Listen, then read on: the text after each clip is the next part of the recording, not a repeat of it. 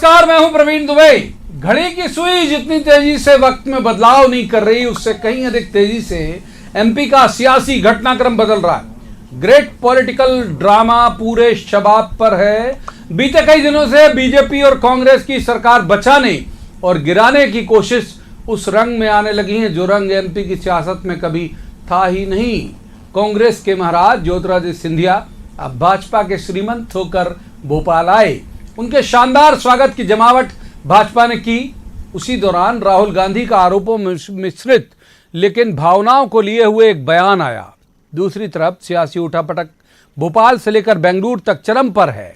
बेंगलुरु में एमपी के दो केंद्रीय मंत्री जीतू पटवारी और लाखन सिंह के साथ पुलिस ने झूमा झटकी कर दी।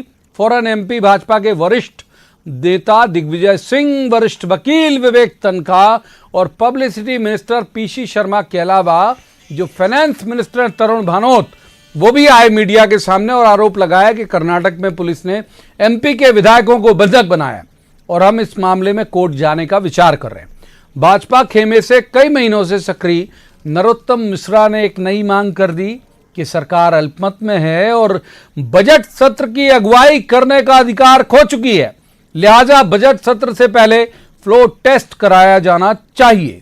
पूर्व गृह मंत्री और भाजपा के वरिष्ठ नेता भूपेंद्र सिंह विधानसभा अध्यक्ष से मिलने पहुंचे और अनुरोध किया कि जिन कांग्रेसी विधायकों ने इस्तीफे दिए हैं उनके इस्तीफे तत्काल मंजूर किए जाएं।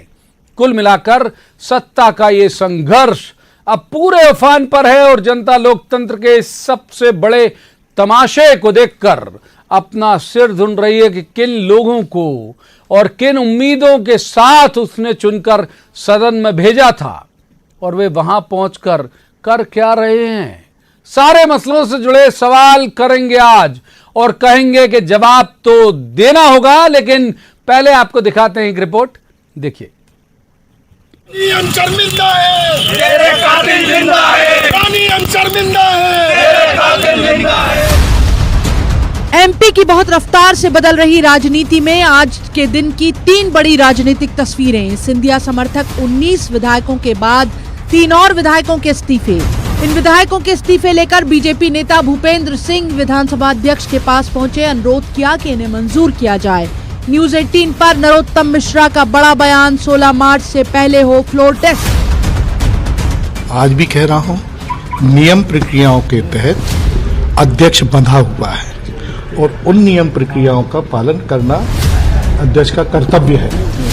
तदनुसार अध्यक्ष अपनी कार्रवाई कर रहा है। में संवैधानिक संकट ये है कि जिनने इस्तीफा दिया है वो कह रहे हैं कि हमने इस्तीफा दे दिया और राजनीतिक प्रेशर के कारण से मतलब गवर्नर या अध्यक्ष स्वीकृत या अस्वीकृत नहीं करते हैं, तो बहुमत किसका है, वो सरकार किसकी है।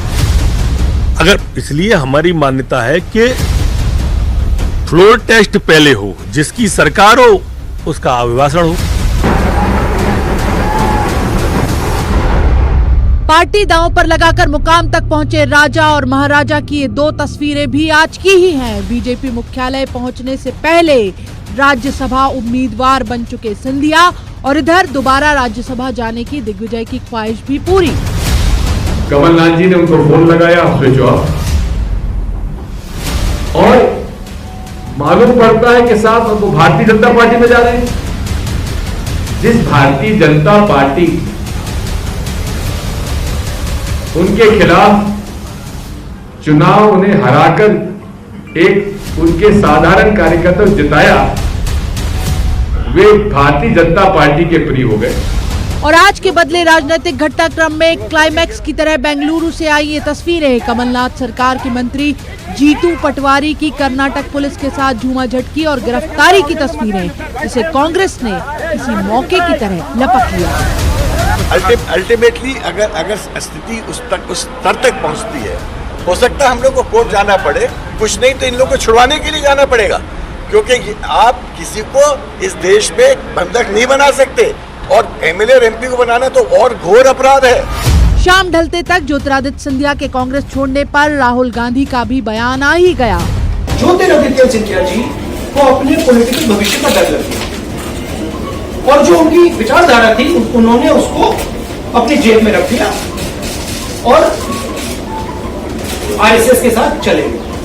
बट रियलिटी है वहां पे ना उनको रिस्पेक्ट मिलेगी और ना उनके दिल के अंदर जो सच्चाई है, जो इमोशन है, वो उसको सेटिस्फैक्शन मिलेगी। नेताओं की बदलती निष्ठाएं, सत्ता के लिए बदलती आस्थाएं, सरकार बनाने का नंबर गेम, लेकिन मध्य प्रदेश के आम वोटर से पूछिए तो वो अब भी एक ही सवाल पर खड़ा है कि अब एमपी में होगा क्या, जिसका जवाब तो देना होगा। Bureau report, news 18 Madhya Pradesh. तो सबसे पहले मेहमानों का परिचय करा दूं।